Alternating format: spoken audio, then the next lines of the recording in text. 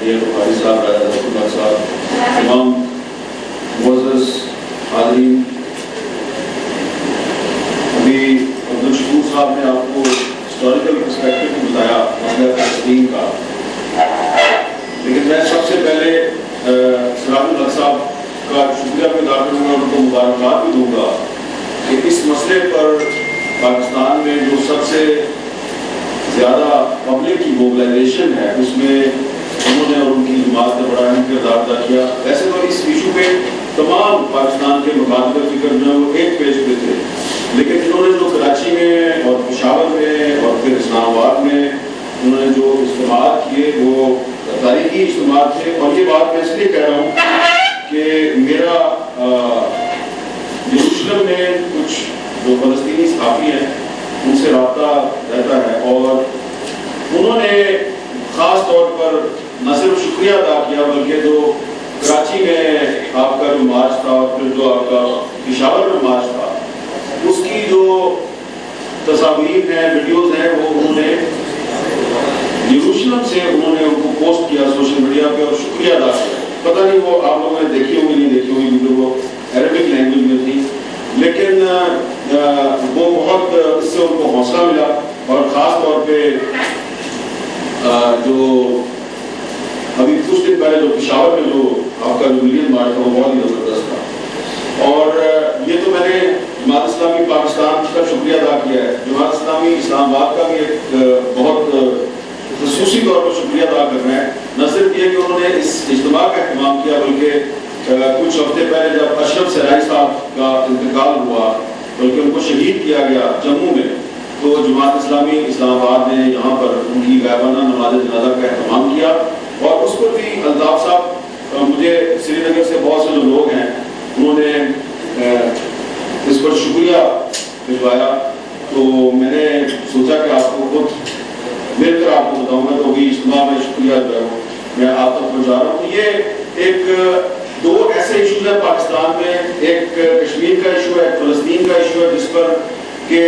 ہمارے جو عوام کی اکثریت ہے اس کا نقطہ نظر جو ہے وہ اس میں کافی یکسانیت پائی جاتی ہے، لیکن تھوڑی سی اگر بڑے ادب کے ساتھ میں اختلاف کروں عبدالشکور صاحب سے کہ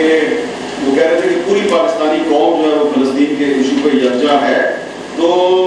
اگر وہ عام لوگوں کی بات کریں تو میں بالکل ٹھیک ہے، ان سے اتفاق کرتا ہوں، لیکن خاص لوگ جو ہیں وہ بالکل بھی اس پر یکجا نہیں ہیں، اس لیے کہ خاص لوگ جو ہیں وہ ہمارے سامنے بیٹھ کر میں کوشش کرتے ہیں منانے کی کہ آپ لوگ جو ہیں وہ اسرائیل کے ساتھ سفارتی تعلقات نہ کیا کریں۔ اور ابھی جب ایک پاکستان میں پچھلے دنوں ماحول پیدا ہوا جب پورے ملک میں فلسطینیوں کے حق میں مظاہرے ہو رہے تھے، تو اس وقت جب ہم نے یہ بات شروع کی بھی یہ ایک ایسا ایشو ہے جس پہ قائد اعظم سے لے کے ذوالفقار علی بھٹو صاحب تک اور بھٹو صاحب سے لے کے نواز شریف صاحب تک اور نواز شریف صاحب سے لے کے عمران خان صاحب تک تمام پولیٹیکل پارٹی جو ہیں تمام مخالف فکر ایک ہیں، تو اس پر ہمیں صرف جلسے جلوس اور مظاہرے نہیں کرنے چاہیے، کچھ اور بھی کرنا چاہیے۔ تو ہمیں کہا جاتا ہے کہ آپ لوگ یہ جو آپ کا جو جذبہ ہے، یہ جذبہ جو ہے یہ آپ اور دنیا میں بہت سی ایشوز ہیں وہاں پہ کیوں نہیں دکھاتے؟ تو میں نے آج صرف اسی پہ تھوڑی سی بات کرنی کہ یہ کیا ایشو کیا ہے۔ میاں جاوید صاحب جو ہے انہوں نے قائد اعظم کا ذکر کیا ہے، لیکن یہ جو ہے نا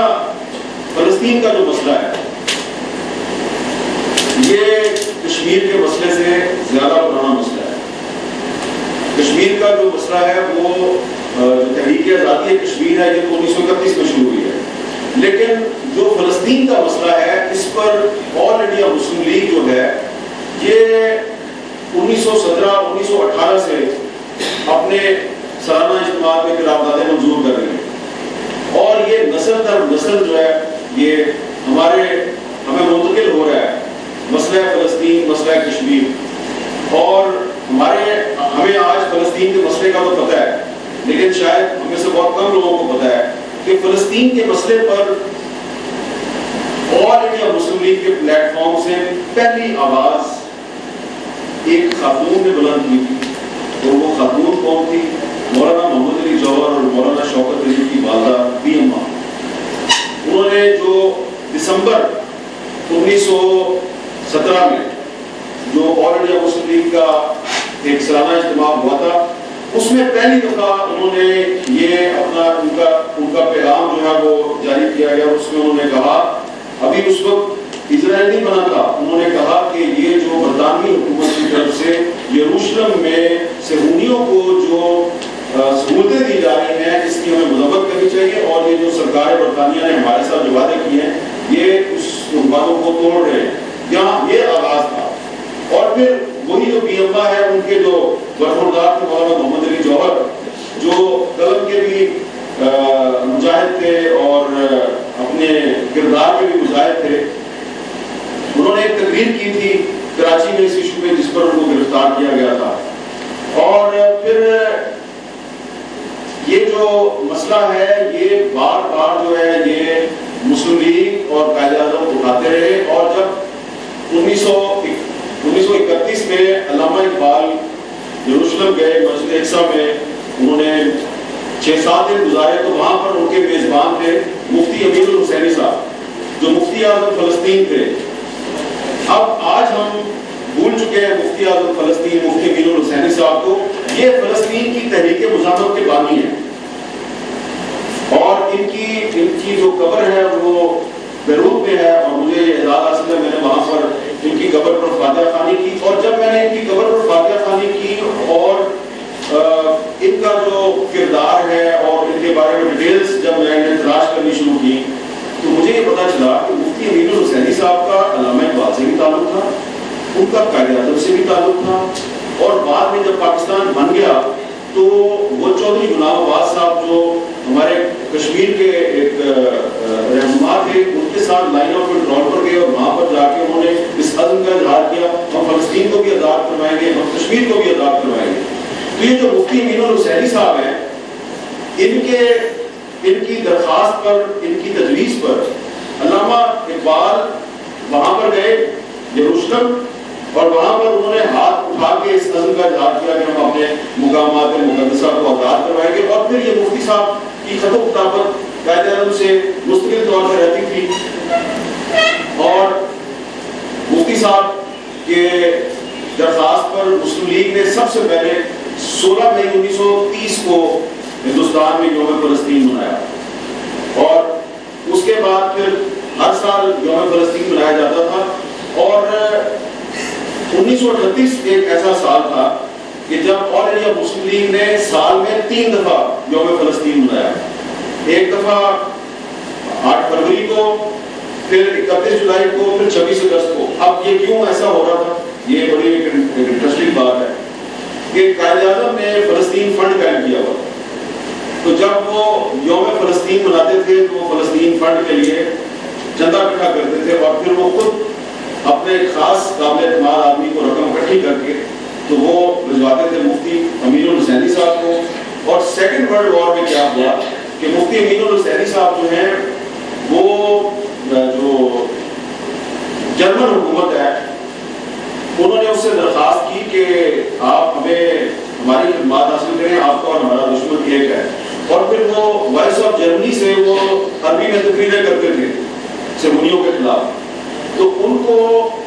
برٹش گورنمنٹ نے ٹیررسٹ ڈکلیئر کر دیا، the most wanted person. اور ابھی کچھ عرصہ پہلے سی آئی ڈی کی کچھ ڈاکومنٹس جو ڈی کلاسیفائی ہوئی، تو میں نے وہ دستاویزات میں پڑھ رہا تھا، تو اس میں لکھا ہوا ہے کہ یہ جو دی موسٹ وانٹڈ پرسن ہے مفتی امین الحسینی، اس کو فنڈنگ جو ہے وہ ہندوستان کا ایک لیڈر ہے محمد علی جناح، وہ اس کی فنڈنگ کرتا ہے. اور جب میں وہ پڑھ رہا تھا تو میں نے سوچا کہ اگر قائد اعظم محمد علی جناح زندہ ہوتے تو ان کو ٹیرر فنڈنگ کے الزام کا سامنا کرنا پڑتا، کیونکہ وہ مفتی امین الحسینی کو امداد فراہم کر رہے تھے. یہ چھوٹی سی میں آپ کو بیک گراؤنڈ دینا چاہ رہا ہوں کہ جتنے بھی ہمارے تحریک پاکستان کے بزرگ ہیں، علامہ اقبال سے لے کے قائد اعظم تک، اور قائد اعظم سے لے کے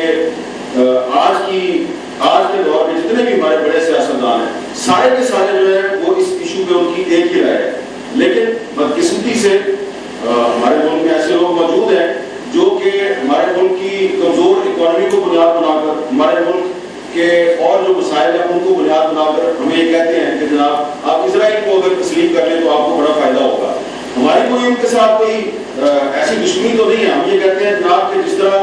اقوام متحدہ کی سیکورٹی کونسل کی قراردادوں کی روشنی میں مسئلہ کشمیر حل ہونا چاہیے، اسی طرح اقوام متحدہ کی قراردادوں کی روشنی میں آپ مسئلہ فلسطین کو بھی حل کر دیں، دونوں مسئلے حل کر دیں. ہماری کسی سے کوئی دشمنی نہیں ہے. لیکن ہو کیا رہا ہے کہ ایک طرف ہندوستان جو ہے وہ اقوام متحدہ کی قراردادوں کی خلاف ورزی کرتا ہے، دوسری طرف اسرائیل کرتا ہے. اور ہندوستان اور اسرائیل کے جو دنیا میں سرپرست ہیں وہ ہمیں کہتے ہیں جناب کہ آپ امن کے نام پر ان سے بھی مذاکرات کریں اور ان کو بھی تسلیم کر لیں. تو اگر ہم یہ کر لیں تو مجھے آپ بتائیں کہ وہ ہماری جو دادی اماں تھی، بی اماں، اور ہمارا بابا قوم قائد اعظم محمد علی جناح، اس کو پھر آپ اگلے جہان میں جا کے کیا جواب دیں گے؟ تو بس میں نے اتنی سی بات کرنی ہے. اور ایک تجویز میری یہ ہے کہ جس طرح کے قائد اعظم محمد علی جناح اپنی زندگی میں سال میں 3 دفعہ یوم فلسطین منایا کرتے تھے، تو آج کے اس اجتماع میں میں یہ تجویز پیش کرتا ہوں. ہمارے بزرگ یہاں پر موجود ہے، ظفر الحق صاحب بھی ہیں، جناب سلام الحق صاحب بھی ہیں، نیر بخاری صاحب بھی ہیں، اور بھی لوگ ہیں، کہ یہ آپس میں کنسلٹیشن کریں اور صلاح مشورے سے سال میں 1 دفعہ یوم فلسطین ضرور منایا کریں. جس طرح کہ